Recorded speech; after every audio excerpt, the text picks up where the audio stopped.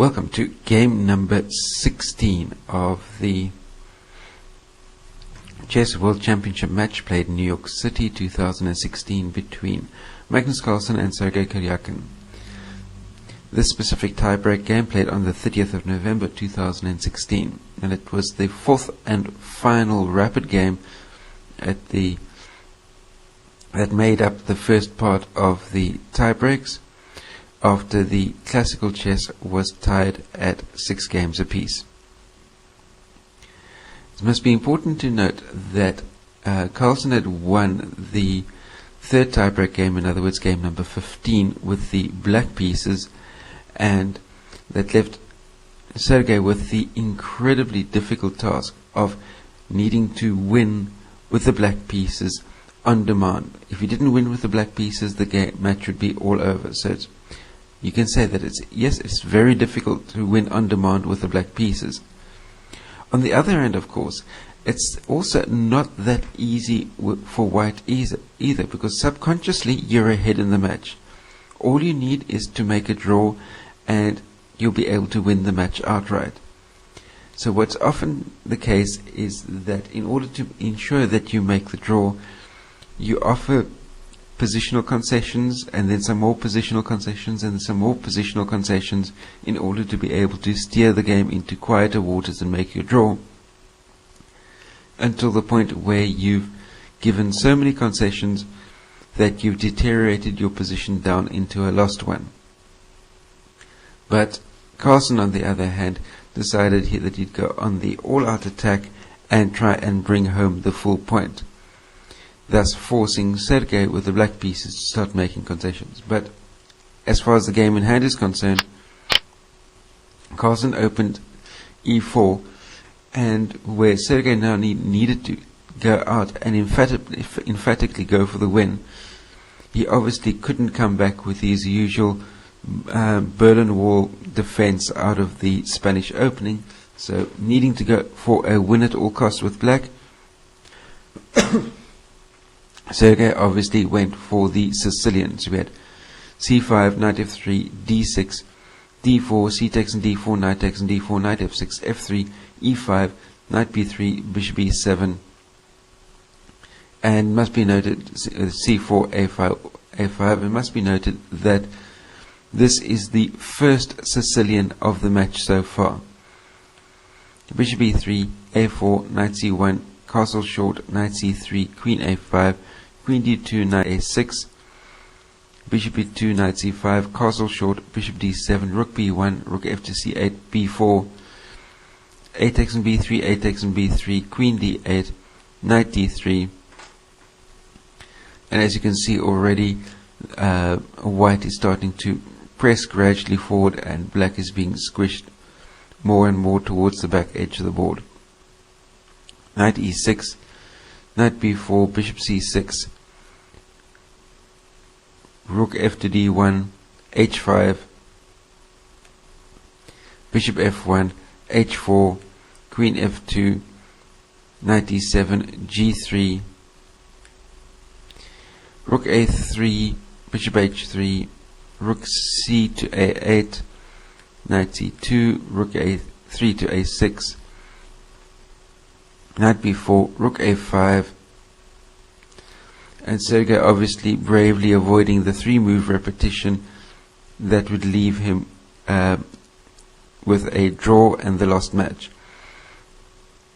Knight c2, b6, rook d2, queen c7, rook b to d1, bishop f8, g takes an f4, knight f4, bishop takes an f4, e takes an f4, bishop takes an d7, queen takes an d7, knight b4, rook a3, knight takes on c3, queen takes on c6, knight b5, rook takes on b3, knight d4, queen takes on c4, knight takes on b3, queen takes on b3, and white has a slight material advantage here, but it's not really easy to see how it will be possible for white to convert this material advantage. On the other hand, black is sitting with passive bishops, and his king position is not all that safe either.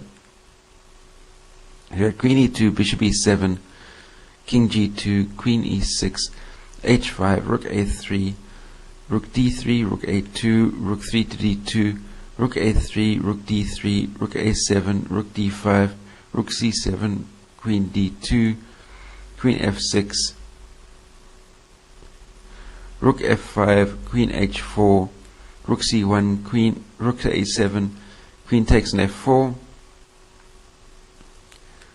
rook a2 check, king h1, queen f2, rook c8 check, and king h7. And it looks suddenly, with the positioning of black's queen and king and the pressure down across the second rank, across towards the h2 square, that black is all of a sudden winning in this position. If he can find a way to be able to deflect that queen sitting on f4 away from being able to defend the h2 square, then black is in all of a sudden in really serious danger of being able to maybe use the h2 square as a mating maneuver, or for that matter there's the distinct possibility of being able to mate down onto the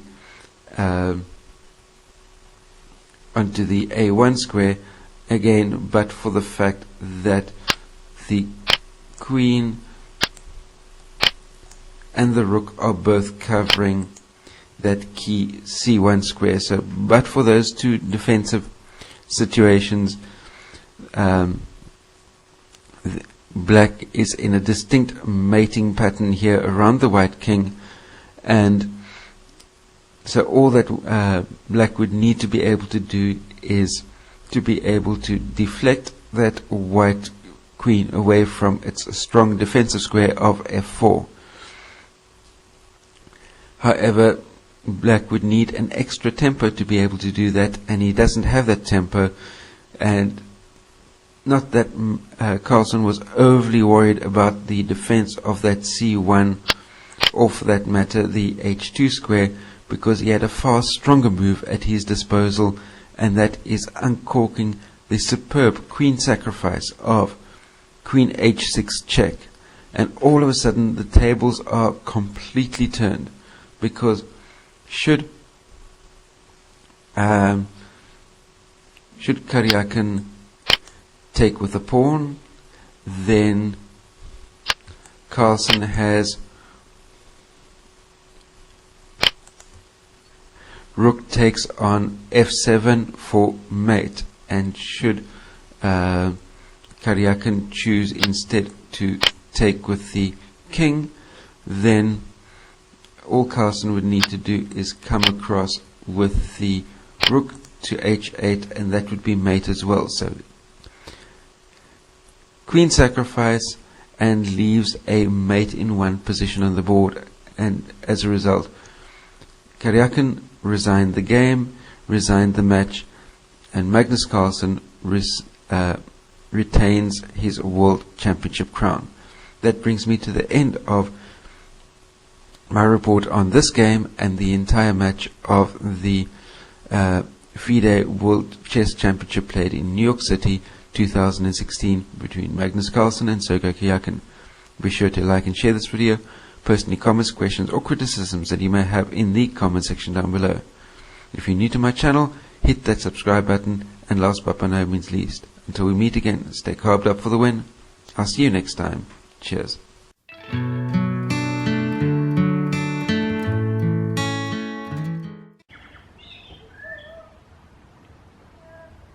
Go vegan.